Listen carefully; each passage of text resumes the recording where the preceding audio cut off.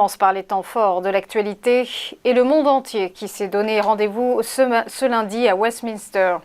Sur place ou bien devant un écran, dans la douleur d'un recueil ou par une simple pensée, quel que soit le degré d'émotion, c'est une foule d'ampleur inédite qui rendra un dernier hommage à la reine Elisabeth II. 4 milliards de téléspectateurs, une centaine de chefs d'État ou têtes couronnées, 2200 invités, 10 000 policiers et 1500 soldats mobilisés avec 3 hélicoptères pour la sécurité, des funérailles hors normes dont le coût s'annonce pharaonique.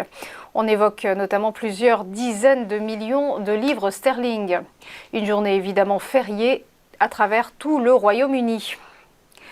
On poursuit avec le dossier brûlant des retraites au menu d'une réunion ce lundi. Face à face, le ministre du Travail Olivier Dussopt et les partenaires sociaux. Autour de la table, les forces en présence devraient décortiquer le dernier rapport du corps, le Conseil d'orientation des retraites. Ce week-end, les mises en garde envers l'exécutif se sont multipliées. Le président du MoDem, François Bayrou, s'est dit opposé à tout passage en force.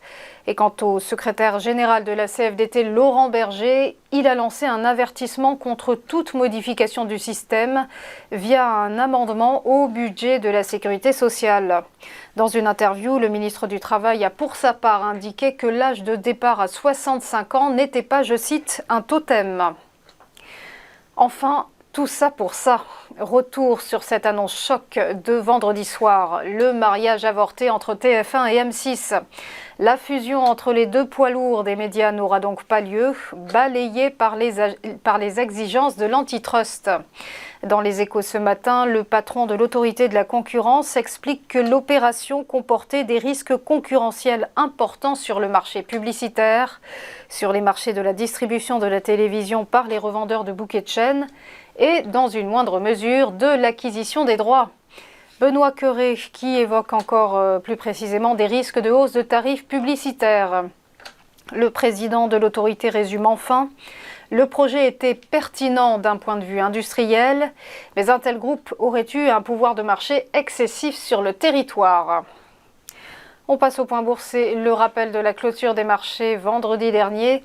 Perte conséquente pour le CAC 40 qui a lâché moins 1,31%. L'indice parisien qui a fini la séance à 6077 points. À Francfort, une chute dans des proportions similaires pour le DAX qui a abandonné moins 1,66% à 12 741 points. Tout comme l'IBEX de Madrid qui accusait une baisse de moins 1,25%, alors que le FTSE londonien, lui, s'est effrité dans une moindre mesure de moins 0,62%. À Wall Street, fin de séance dans le rouge aussi, le Dow Jones s'est contracté de moins 0,45%, tandis que le Nasdaq Composite a cédé moins 0,9%, alors que le S&P 500 s'est replié, lui, de moins 0,72%. Enfin, pas de Nikkei ce matin, la bourse de Tokyo reste fermée en raison d'un jour férié dédié aux personnes âgées. Voilà, restez avec nous, à tout de suite pour ChronoCAC et l'ouverture des cotations.